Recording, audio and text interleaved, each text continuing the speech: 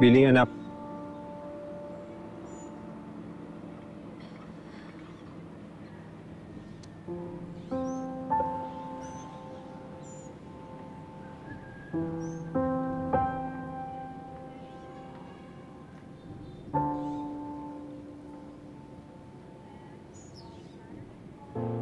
Tawarin mo ako, anak.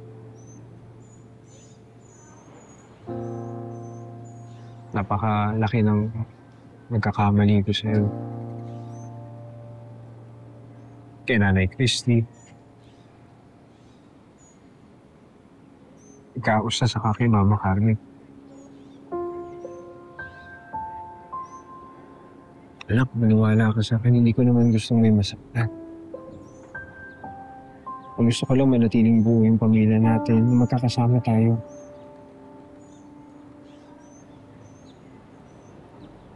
Sinungaling ka, Tay.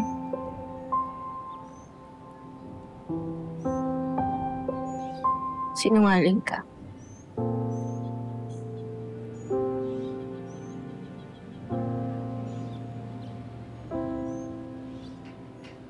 Minsan, di mo naman talaga ako inisip eh.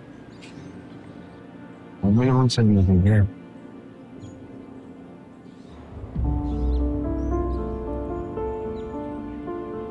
Mas importante sa'yo si Nanay Christy at si Jeremy. Takot na takot kang mawala sila.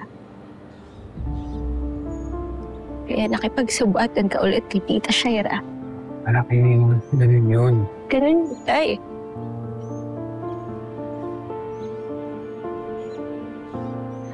Eh, paano ako?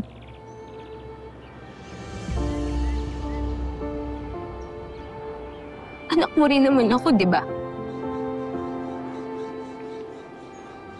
Anak mo rin ako, Tay. Hindi mo ba inisip kung paano kung ako'y nawala?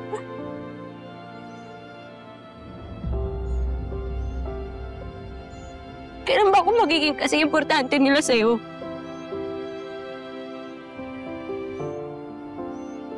Kailan, Tay?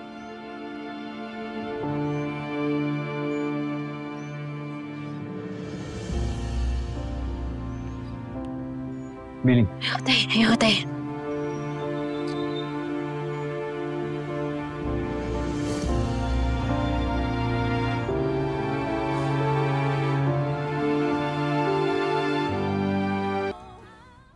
Walang hiya siya. Iyak pa siya ng iyak doon kay Ma'am Carmen. Sin pala. Kasabwat din siya nung diminyitang yun, no? Ay, naku ate, kahit ako nagtataka ako eh. Yan, no, Christy. Ang alam naman namin all this time, mahal na mahal ka nun ni Leon. Botong-boto pa kami, di ba, ni na tita? Correct. Pero ano, winalangya ka pa rin. Ewan ko sa kanya. Alam niyo, sinayang niya lang lahat ng pagbabagong ginawa niya sa buhay niya para kay Jeremy. Sa isang iglap, nagpakain siya sa galit niya. Tapos ano, bumalik sa pagiging utak rebelde. Correct. Wait, is that why you're putting weapons all over the house? Ano, para pag bumalik si Leon, ready ka? Ganun ba yun? Dapat. Ay nako, Kaz. Kahit sino sa kanilang magkapatid pumunta dito, dapat handa tayo. Hindi natin alam kung anong pwede nilang gawin. So ano, forever na lang ganun, poprotektan mo yung sarili mo sa kanila? Hindi ka ba napapagod, Christy? Tsaka yan si Leon, wala bang parusa sa kanya? Kasi siya naman nakipagsabwatan sa kriminal eh, di ba ate? Dapat meron. Kaz, I already took care of that.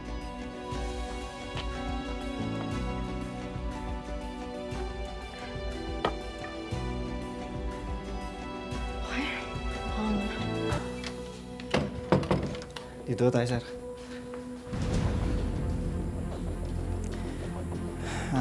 Leon, may naghanap sa'yo.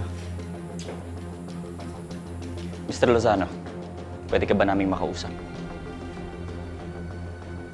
Bakit po? Mahulihin niyo po ba yung tatay ko? Billy.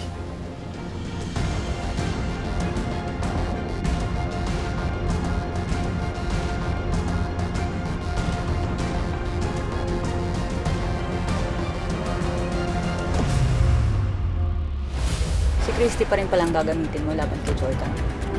Yun, anak ni Christy, si Jeremy. Yun ang hihingin kong kapalit. Paano pala natin makukuha yung bata? Eh, panigurado, hindi naman basta-basta ilalabas ni Christy yung anak niya. Kaya nga mamanmanan natin sila. Para malaman natin kung anong kilos nila.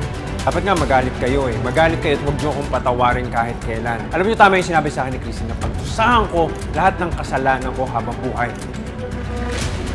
Cuz, mukhang si Shaira nga yan. Alam mo, paano mo talaga natatakot? Christy, ano ka ba? Paano kung si Shaira nga yan, tas may dalang armas? Anong magagawa niyan? Hindi ako natatakot sa kanya, Cuz. Bahala siya matakot sa akin. Christy, tama na. Malakas yung kutob ko na si Shaira yung nasa labas ng bahay namin kanina. Nagmamanman siya. Teka, ano itsura ng sasakyan? Gray na sedan, tinted yung mga bintana. Yung plaka, sir, nagsisimula sa letter F. Sige na, Christy. Teka lang.